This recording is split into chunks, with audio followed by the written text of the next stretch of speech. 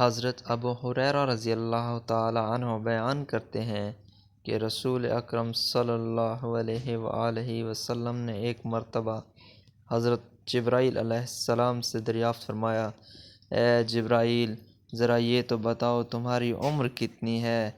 حضرت جبرائیل علیہ السلام نے عرض کی، یا رسول اللہ صلی اللہ علیہ وآلہ وسلم، مجھے اپنی عمر کا صحیح اندازہ تو نہیں ہے، لیکن اتنا یاد ہے کہ ساری کائنات کے پیدا ہونے سے پہلے اللہ تبارک و تعالیٰ کے حجابات عظمت میں سے چوتھے پردے میں ایک ستارہ چمکا کرتا تھا، اور وہ ستارہ 70,000 سال کے بعد ایک مرتبہ چمکتا تھا، اور میں نے اپنی زندگی میں وہ ستارہ 72,000 مرتبہ دیکھا ہے۔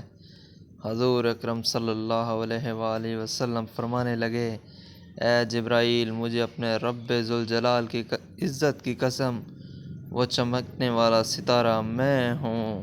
سبحان اللہ، سبحان اللہ۔ حوالہ: کتاب السیرۃ الجلیلۃ، جلد نمبر 1، صفحہ نمبر 30۔